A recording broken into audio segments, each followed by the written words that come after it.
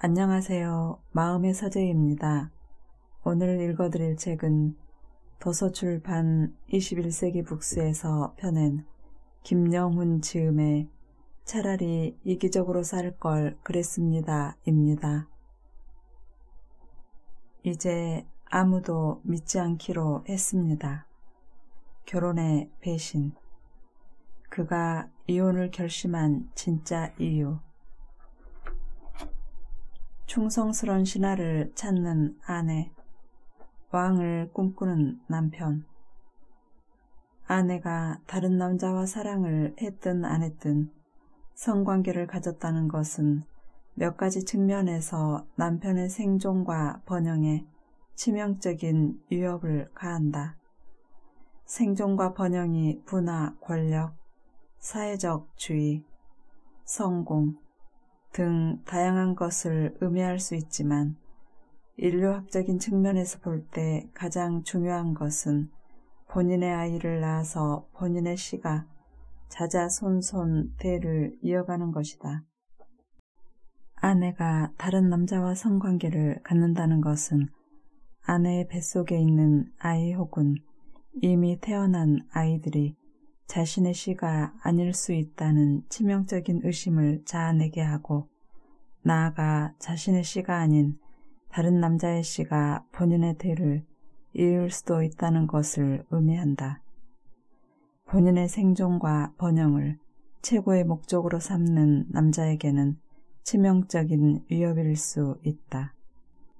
또한 아내가 다른 남자와 성관계를 가졌다는 것은 이미 치열한 경쟁에서 아내를 빼앗긴 패배자가 되었다는 것을 의미한다. 아내를 포함한 가정이라는 것은 남자가 세상이라는 전쟁터에서 힘겹게 이룩한 생존과 번영의 결과물이다. 그래서 아내가 다른 남자와 성관계를 가졌다는 것은 경쟁자에게 나의 것을 빼앗긴 능력 없는 실패자이자 패배자라는 것을 공표하는 것과 같다. 그렇다면 남편은 아내가 다른 남자와 성관계를 한 것에 대한 책임을 누구에게 물을까? 아내일까 아니면 상대 남성일까? 아내다. 아내에게 책임을 전가하는 것이 패배감을 조금이라도 줄일 수 있기 때문이다. 적어도 상대 남성의 승리를 인정하는 꼴은 만들고 싶지 않은 것이다. 아내들은 궁극적으로 남편과의 관계를 통해 안정과 사랑을 추구하며 행복을 꿈꾼다. 그래서 아내들은 기회를 만들어서라도 남편이 자기를 얼마나 사랑하고 신경 쓰는지 확인하려고 한다. 기념일을 기억해주는 것, 나의 이야기에 공감해주는 것, 조그만 일에도 배려해주는 것, 집안일을 도와주는 것, 육아를 함께 하는 것, 친정에 잘하는 것, 선물을 사주는 것, 예쁘다고 말해주는 것 등이 모두 아내에게는 남편이 자신을 얼마나 사랑하는지 그 정도를 가늠하는 척도다. 아내들은 남편이 평생 한눈 팔지 않고 자신을 지켜주고 사랑해줄 믿음직스럽고 충성스러운 신하이기를 바란다.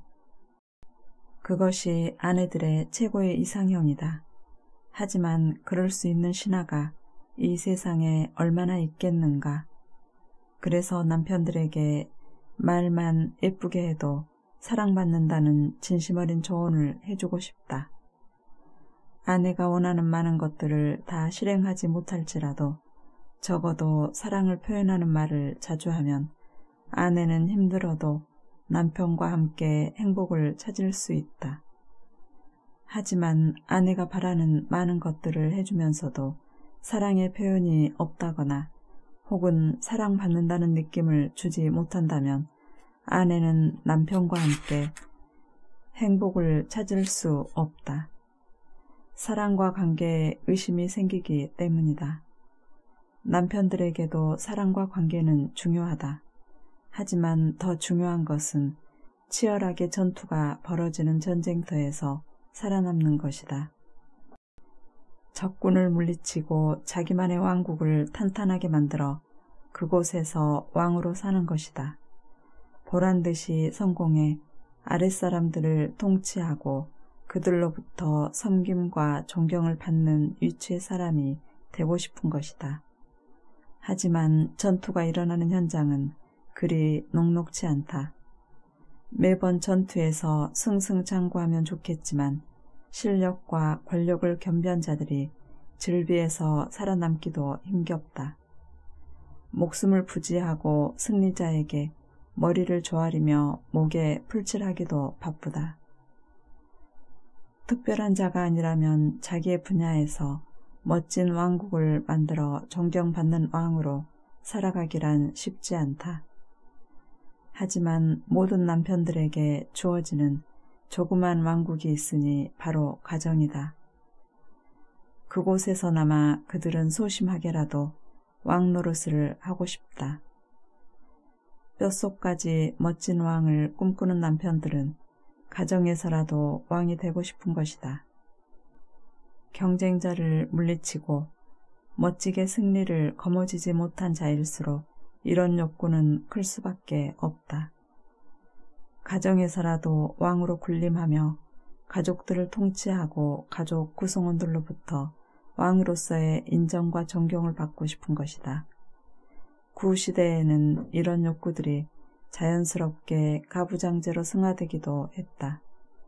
하지만 시대의 압력과 근대화의 문명으로 가부장제는 급속도로 힘을 잃어가고 있다.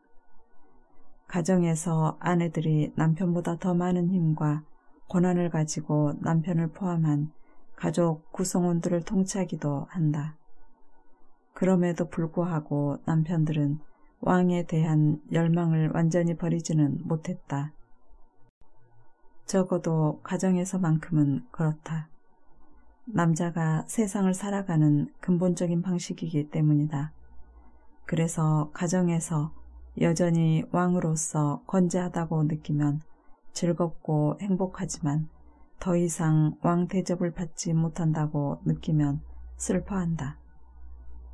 가정에서 남편이 왕으로 군림하는지를 느낄 수 있는 상황은 많다. 아내가 일일이 남편의 허락을 맡아야 한다거나 남편이 경제권을 완전히 장악한 경우다. 하지만 이보다 더 원초적이고 본능에 충실한 상황은 아랫사람이 윗사람의 생물학적 욕구를 채워주는 것이다. 현재도 그렇지만 역사적으로도 타인의 생물학적 욕구를 채워주는 것은 엄마가 자녀들의 생물학적 욕구를 채워주는 상황을 제외하고 대부분이 낮음을 대표하는 상징이었다. 잘 차려진 식사와 만족스러운 섹스, 그리고 편히 쉴 수 있는 공간을 통해 남편들은 소극적으로나마 그리고 상징적으로라도 자신이 왕이라고 느끼고 싶은 것이다. 아내들에 비해 남편들은 답답하리만큼 속내를 드러내지 않는다. 좋은 일도 그렇지만 나쁜 일이나 불만은 더더욱 이야기하지 않는다. 가족들을 위해서라고 하지만 사실은 하지 않는 것이 아니고 할 수 없는 것이다. 남자가 얼마나 지질하고 못났으면 밥, 섹스, 휴식 같은 생물학적인 욕구와 충동에 목숨 걸고 불만을 제기한단 말인가. 물론 아내들도 마찬가지다. 남편에게 사랑을 표현해달라고 대놓고 이야기하고 싶지 않다. 사랑을 구걸하는 것만큼 치사하고 자존심 상하는 일이 없기 때문이다. 심리학에서 관심 갖는 주요 주제 중 하나는 남녀의 차이다. 남녀는 사랑을 표현하는 방식도 다르고 사랑을 느끼는 방식도 다르다. 남편은 왕이 되고 싶고 아내는 충성스러운 신하를 찾는다. 하지만 자존심과 체면을 지키느라 대부분의 부부가 성차를 인정하지도 불만을 이야기하지도 않는다. 안타깝게도 불만을 표현하지 않으면 각자 본인의 관점에서 배우자를 판단하고 이해할 수밖에 없다. 상대방의 마음을 모르니 당연히 이해도 못하는 것이다. 남편과 아내는 각자 자신이 참고 또 참으며 결혼 생활을 하고 있다고 생각할지도 모른다.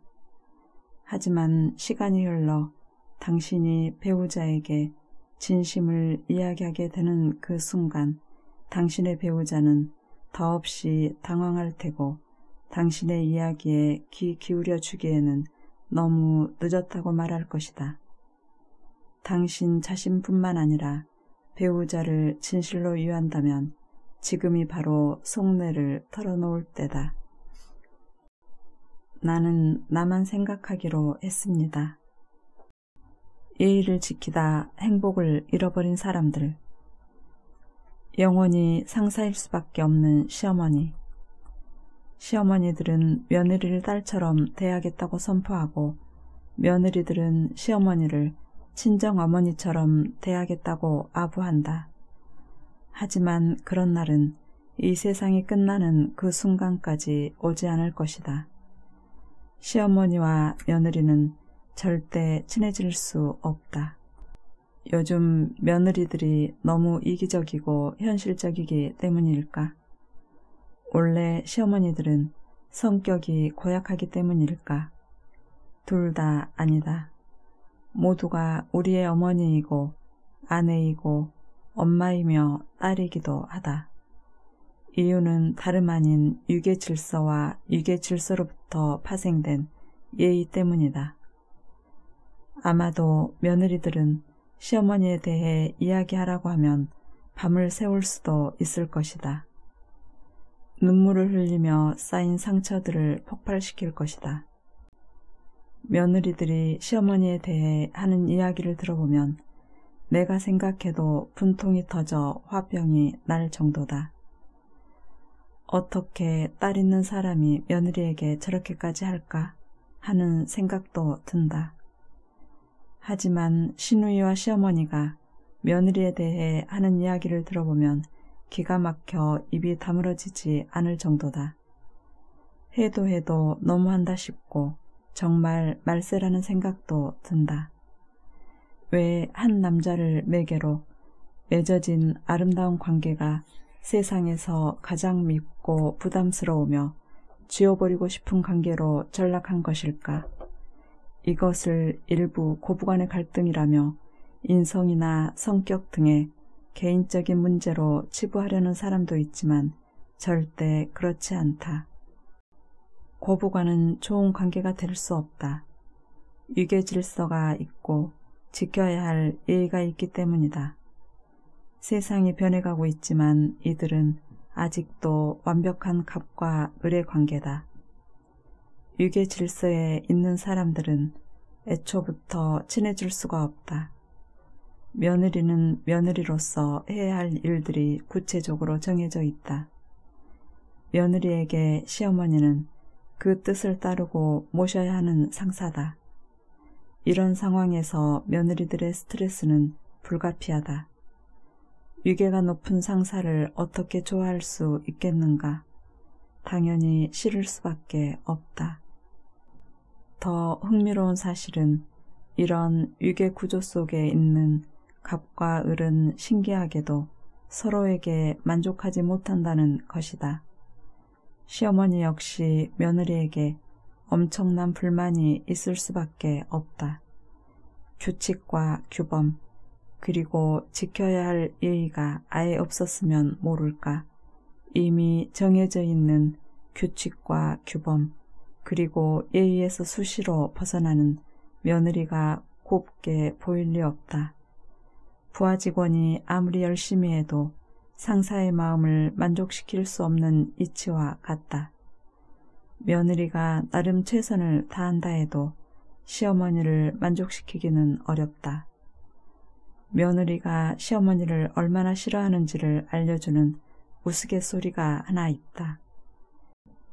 요즘 며느리들은 직장에 다니는 경우가 많다 보니 김치를 잘 담그지 않는다. 시간적 여유가 없기도 하고 마트에서 맛있는 김치를 종류별로 팔다 보니 굳이 담글 이유가 없어서이기도 하다. 그럼에도 불구하고 시어머니들은 손수 김치를 담그고 담근 김치를 자식들에게 주고 싶어 한다. 너무 감사하고 좋은 일이다. 하지만 며느리의 생각은 다르다. 담근 김치를 전달받는 방식에 따라 시어머니에 대한 며느리의 선호가 달라진다. 며느리들이 제일 싫어하는 방식은 주말에 온 가족이 출동해 시댁에서 하룻밤 자고 다음날 시어머니가 싸준 김치를 들고 돌아오는 것이다. 김치를 같이 담그자는 것도 아닌데 뭐가 그렇게 싫으냐고 할 수도 있다. 하지만 손수 담근 김치를 먹는 기쁨보다 시댁을 방문하는 불편함이 더 크게 와닿는 것이다. 특별한 일을 하지 않더라도 상사와 함께 1박 2일을 지내는 것 자체가 바늘방석이기 때문이다. 며느리들이 두 번째로 싫어하는 방식은 시부모가 김치를 싸들고 아들 집을 방문하는 것이다. 시부모가 일단 아들 집을 방문하면 하루나 이틀 정도 머물다 가게 되고 그 기간 동안 함께 지내는 것이 부담스럽고 싫기 때문이다. 첫 번째 방식보다 더 부담스러운 부분은 며느리의 살림 실력과 생활 방식이 고스란히 공개되고 평가된다는 데 있다. 아마도 시어머니는 냉장고를 열어보고 혀를 찰지도 모른다. 며느리들이 세 번째로 싫어하는 방식은 김치를 경비실이나 현관 앞에 두고 돌아가는 것이다. 그래도 그 정도면 괜찮은 것 아니냐고 생각하는 며느리들이 많다. 하지만 이보다 더 좋은 방식은 택배로 김치를 받는 것이라고 한다. 집에까지 와서는 문 앞에 김치만 두고 돌아가는 것에 대해 미안함을 갖게 하는 것 자체가 부담스러운 모양이다. 그런데 김치를 택배로 받는 것보다 더 좋아하는 방식이 있다고 한다. 아예 김치를 담가주지 않는 것이라고 한다. 시어머니가 아무것도 하지 않는 것을 가장 좋아한다는 것이다. 우스갯소리지만 이 이야기의 핵심은 며느리는 시어머니와 아무런 관계도 맺고 싶지 않다는 뜻이다. 부하가 상사를 대하는 태도와 하나도 다를 바 없다. 이 얼마나 슬프고 안타까운 일인가. 며느리와 시어머니로 만나지 않았다면 서로 좋은 관계를 유지할 수 있었을지도 모른다. 하지만 며느리가 되는 순간 시어머니는 부담스럽고 피하고 싶은 기피 대상 1호가 된다. 시어머니가 나빠서도 아니고 며느리가 못돼서도 아니다. 위계가 생기면 아랫사람은 윗사람을 절대 좋아할 수 없다. 갑이 등장하면 을은 항상 불편하고 답답하다. 특별한 말을 하지 않더라도 갑의 존재 자체가 을을 힘들게 한다. 하지만 갑은 절대 가만히 있지 않는다. 갑질을 할 수밖에 없다. 관찰하고 훈계하고 지시하고 명령한다. 갑의 눈은 독수리의 눈보다 매서워서 을의 부족한 면이 너무 잘 보인다. 을은 도간에 든 쥐다. 그렇다면 시어머니를 모시고 사는 며느리와 명절 때 한 번씩 찾아와 용돈을 주는 며느리 중 시어머니는 누굴 더 좋아할까? 시어머니를 모시고 사는 며느리를 더 좋아할 것 같지만 현실은 그렇지 않다. 같이 살면 두 사람의 사이는 절대 좋아질 수 없다. 유괴 구조 속에 살면 시어머니는 며느리가 마음에 들지 않고 며느리는 시어머니가 싫어질 수밖에 없다. 서로를 상대로 분노와 상처가 쌓일 수밖에 없다. 명절 때만 찾아오는 며느리가 좋은 사람이어서가 아니다. 객관적으로 보면 시어머니를 모시고 사는 며느리가 그렇지 않은 며느리보다 훨씬 더 좋은 사람일 수 있다. 하지만 아무리 좋은 며느리더라도 유계질서 아래 시어머니와 같이 살면 나쁜 며느리가 될 수밖에 없다. 시어머니는 며느리에 대한 기대가 있고 며느리는 시어머니의 기대를 채워야 하는 것이 유괴 질서의 핵심이다. 지켜야 할 예의와 도리가 준비되어 있는 것이다. 하지만 그 기대를 채우기는 쉽지 않다. 1년에 몇 번 보지도 않는 며느리도 시댁과 시어머니 이야기만 나오면 흥분을 하는데 같이 사는 며느리야 어련하겠는가. 해외에 살고 있는 아내들이 귀국하고 싶지 않은 3가지 이유 중 하나가 시댁 때문이라고 한다. 해외에 살면서 자주 전화도 하고 용돈도 보내면 사랑받는 며느리가 되는데 귀국하면 여러 가지 일들로 접촉하게 되고 그 과정에서 관계가 틀어져 심적 고통이 따르기 때문이다. 그렇잖아도 세상살이가 만만치 않은데 결혼해서까지 유괴라는 시스템 덕에 또 누군가를 미워하고 부담스러워하며 살아야 하다니 참 씁쓸한 일이다. 많은 사람들이 믿는 것처럼 유괴가 인간이 살아가는 세상에 평화와 질서를 안겨줄 수도 있다. 그래서 우리는 모든 관계와 조직에서 유괴를 정립하려고 애쓰는지도 모른다. 유괴가 없으면 수많은 갈등과 분란을 어떻게 해결할 수 있을까 하는 생각도 들 것이다. 겉에서 보면 유괴가 그런 목적을 달성해주는 것처럼 보인다. 하지만 뚜껑을 열어보면 상황은 다르다. 겉으로 보이는 평화와 질서는 아랫사람의 희생과 침묵, 그리고 복종을 담보로 한다. 대부분의 유괴는 예의라는 명분 아래 권력을 가진 사람들, 나이가 많은 사람들, 그리고 직급이 높은 사람들의 이익을 대변한다. 유괴라는 이름으로 갑과 을의 역할을 규정하는 것이다.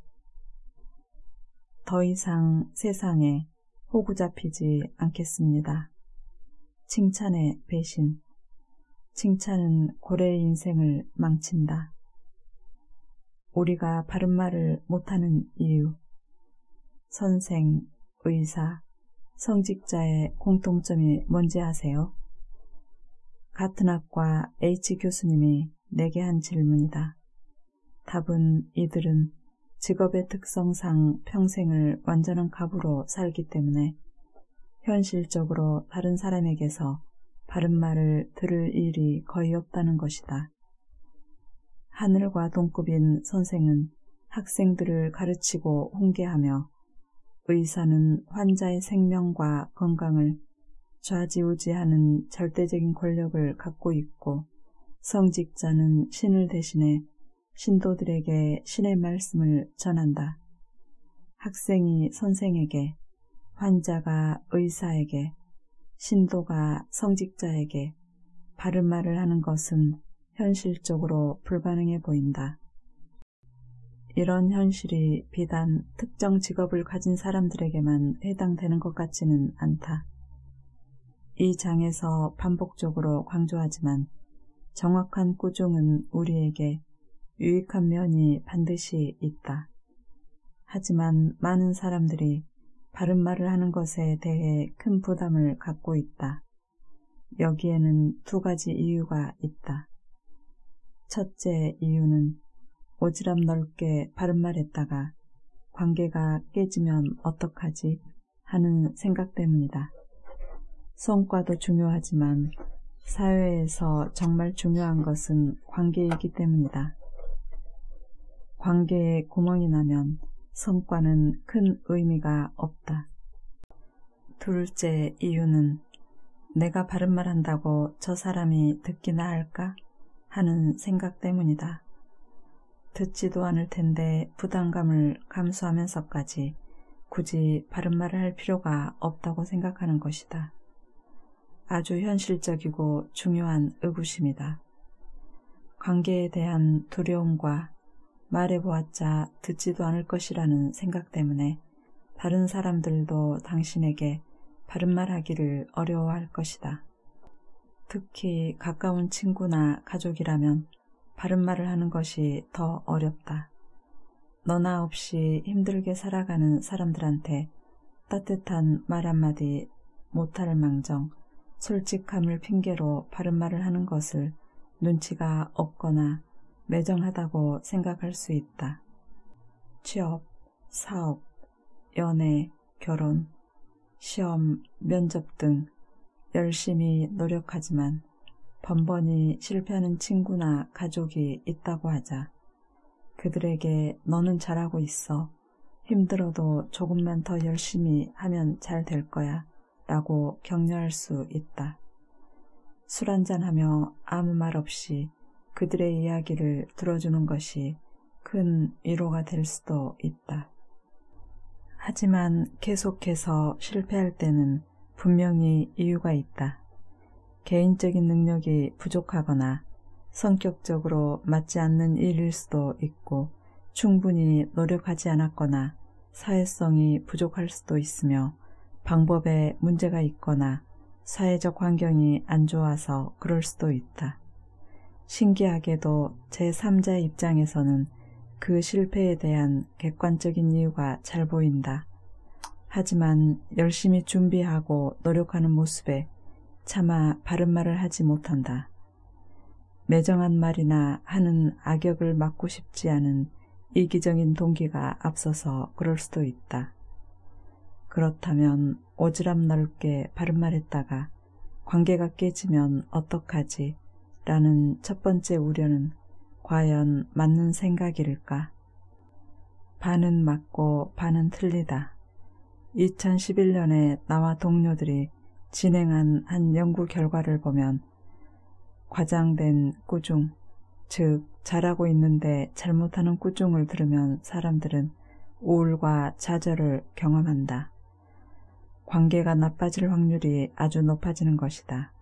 하지만 정확한 꾸중, 즉 잘못하고 있을 때 잘못한다는 꾸중을 들으면 사람들은 생각처럼 우울과 좌절을 느끼지 않는다. 스스로도 자기의 상태를 어느 정도 인식하고 있기 때문이다. 사람은 감정의 동물인 만큼 바른 말이나 꾸중을 들으면 설령 그것이 정확한 피드백이라 할지라도 기분이 상할 수 있다. 하지만 그것이 사실이고 궁극적으로 도움이 되는 정보라면 순간 기분이 나빠도 바른 말을 해준 사람을 더욱 신뢰하게 된다. 더군다나 사람들은 위험을 감수하고서라도 내가 어떤 사람인지 정확하게 알고 싶은 동기가 높다. 정확한 자기인식이 생존에 절대적으로 유리하기 때문이다. 그래서 역설적으로 사람들은 바른 말을 해줄 사람을 찾기도 한다. 결론적으로 과장된 꾸중은 관계를 멀어지게 할 수 있지만 정확한 꾸중은 오히려 신뢰를 두텁게 할 수 있다. 내가 바른 말 한다고 저 사람이 듣기나 할까? 라는 두 번째 우려는 맞는 생각일까? 이건 역시 반은 맞고 반은 틀리다. 두 번째 역시 첫 번째 우려와 큰 의미에서는 같은 질문이다. 반은 맞는 이유는 안타깝게도 사람들은 꾸중을 극도로 싫어하는 경향이 있기 때문이다. 자기의 나쁜 점을 말하는데 어느 누가 좋아하겠는가? 자기 자신을 정확히 알고 싶은 동기 못지않게 강한 것이 자기 자신을 좋게 보고 싶은 동기다. 그래서 사람들은 누가 자기에게 꾸중이나 바른 말을 하면 듣는 척 할 뿐 진심으로 귀담아 듣지 않는다. 그 순간 따지고 반항하고 공격하고 싶은 마음이 자동적으로 생성되는데 생존을 위한 자기 방어 본능이 발동하는 것이다. 이런 마음을 드러낼 수 없는 상황에서는 속으로 너나 잘하세요 라고 중얼거리며 어서 잔소리가 끝나기만을 기다릴 것이다.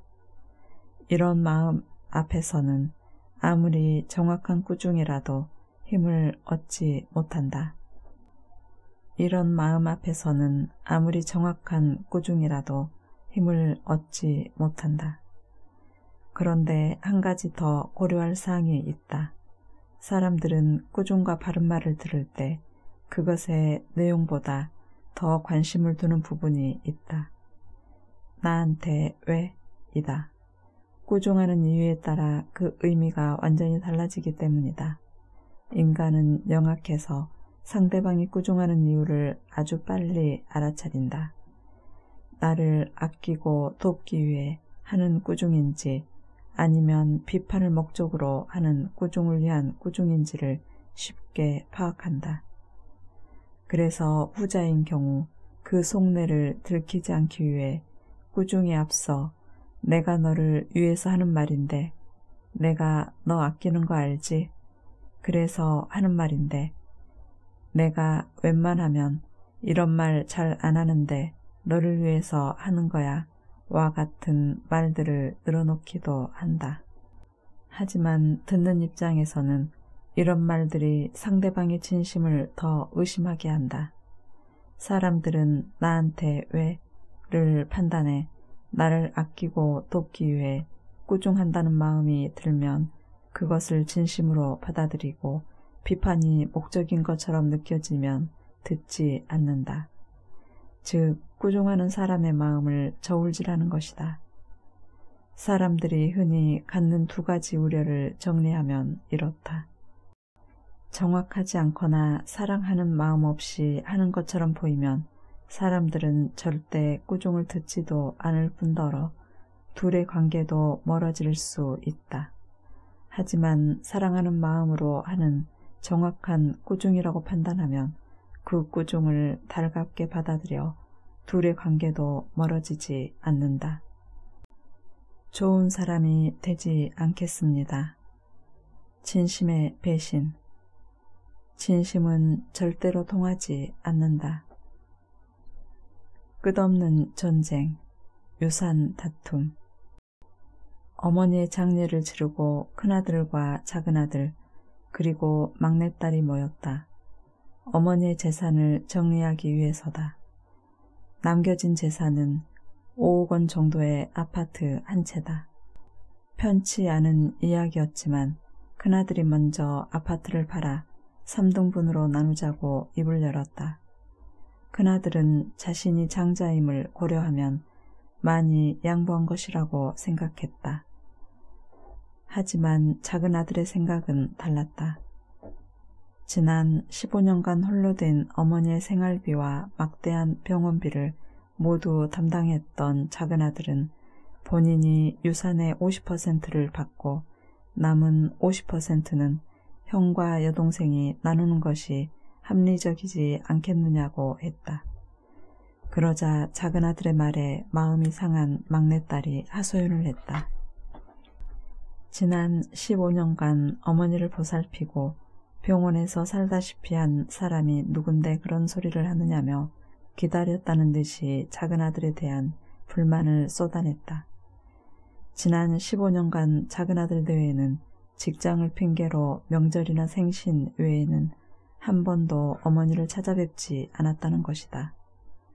막내딸은 큰아들에게도 작심한 듯 쏘아붙였다. 큰아들이 결혼할 당시에는 가정 형편이 그리 나쁘지 않아 부모님이 아파트 전세 얻는데 1억 원을 보태주었다. 그러니 큰아들은 이미 유산을 받은 셈이고 집안에 아무런 기여도 하지 않았으니 3등분은 말도 안 된다는 주장이었다. 듣고 있던 큰아들이 반론을 제기했다. 어머니의 병원비를 보태고 싶었지만 외벌이로 수입이 많지 않아 도울 수 없었다고 했다. 하지만 자주 찾아뵈었고 적은 돈이 남아 용돈도 정기적으로 드렸다고 했다. 그는 작은 아들에게도 한마디 했다. 어려운 가정 형편 속에서도 부모님의 도움으로 박사학위까지 받고 대기업에 취직해서 돈도 많이 벌면 어머니를 돕는 것이 마땅하지 그런 일로 쪼잔하게 유산을 더 받으려고 하느냐는 것이다. 그러고는 막내딸에게도 가정주부라서 시간도 많고 하면 딸로서 어머니 간호도 하고 살피는 것이 당연한 일이지 그것이 무슨 생색낼 일이냐고 했다. 안타깝게도 부모가 유산을 완벽하게 정리해 두지 않으면 형제들의 우애는 쉽게 깨진다. 설령 부모가 유산을 정리해 두었더라도 형제들의 우애가 좋기는 어렵다. 차라리 남겨진 유산이 없다면 형제들의 우애가 지켜질 수 있을지도 모르겠다. 유산은 왜 끝없는 전쟁을 유발할까? 인간의 욕심과 탐욕은 끝이 없어서일까? 살아가면서 돈이 중요한 요소인 것은 분명하지만 너나 없이 모든 사람이 유산 문제로 상처받고 관계에 금이 가는 것을 보면 더 중요한 다른 이유가 있는 듯하다. 당신 생각에는 이외 3남매 모두 이기적으로 보이는가? 돈에 정신이 나간 사람들처럼 보이는가? 만약 당신이 작은 아들이면 똑같이 3등분 하자는 큰아들의 제안을 순순히 받아들이겠는가? 당신이 막내딸이라면 작은 아들의 제안대로 순순히 따르겠는가? 당신이 큰아들이라면 어떻게 유산을 나누자고 제안하겠는가? 작은 아들에게 50%를 주고 당신은 25%만 받겠는가? 아니면 막내딸에게 반을 주고 나머지 반을 작은 아들과 나누겠는가? 3남매의 주장은 나름대로 설득력이 있고 합당한 이유와 사정이 있다. 고로 어떤 제안도 모든 형제들을 만족시킬 수는 없다. 유산 다툼을 하다 보면 결국에는 서로에 대한 미움과 상처로 얼룩지고 만다. 3남매 모두 진심으로 억울하고 분하고 서운할 것이다. 2가지 이유 때문이다. 첫째 이유는 3남매 모두 본인이 가장 큰 희생자라고 생각하기 때문이고, 둘째 이유는 다른 사람의 주장은 전부 유산을 더 받기 위한 핑계일 뿐이라고 생각하기 때문이다. 왜 이런 현상이 일어날까? 타인은 나의 사정을 이해하지 못한다. 물론 나도 타인을 이해하기 어렵다. 어쩌면 불가능한 일인지도 모르겠다. 당신이 당신의 일을 묵묵히 열심히 하면 언젠가는 남들이 당신을 이해해 줄 것이다 라는 믿음은 당신을 철저히 배신할 것이다. 묵묵히 일하면 할수록 당신이 배신당할 확률은 더욱더 높아진다. 타인들이 이기적이어서만은 결코 아니다. 그 첫째 이유는 나에 대해 모르기 때문이다. 사람들은 타인에 대해 이렇다 할 관심이 없다. 자기 자신에게 집중할 뿐이다. 그렇기 때문에 묵묵히 일하는 사람에 대해서는 더더욱 알 길이 없다. 남들이 보지 않아도 묵묵히 일하면서 누군가 알아주기를 바라는 것은 로또에 당첨되기를 기대하는 것과 같다. 그런 경우는 드라마나 영화의 소재일 뿐이다. 정말로 현실에서 이런 일들이 자주 일어난다면 드라마나 영화의 소재로 쓰이지도 않을 것이다. 묵묵히 일하면 할수록 당신의 믿음이 배신당할 확률이 높은 이유다. 둘째 이유는 내가 열심히 노력하는 것을 부분적으로 안다고 해도 나의 노력을 과소평가할 수밖에 없기 때문이다. 직접 경험하지 않은 일에 대해서는 그것이 얼마나 수고스럽고 힘든 일인지 알기 어렵다. 이기적이어서가 아니라 정보의 부족과 경험의 부족이 타인의 노력을 제대로 평가하지 못하게 하는 것이다. 마지막 이유는 타인의 상황을 고려하지도 않고 고려할 수도 없기 때문이다. 사람들은 행동과 결과만으로 판단하고 평가한다. 어쩌면 당연한 일일 수도 있다. 보이지 않는 환경과 상황을 어떻게 고려해 평가하겠는가? 그렇기 때문에 아무리 열심히 노력했다 할지라도 결과가 나쁘면 그것은 실력이 없는 것으로 평가된다. 어느 누구도 나의 상황과 처지를 고려해 나를 이해하려고 하지 않는다. 사람들은 타인의 상황을 고려하지 않을 뿐더러 그에 따른 모든 책임은 당사자에게 있다고 믿는다.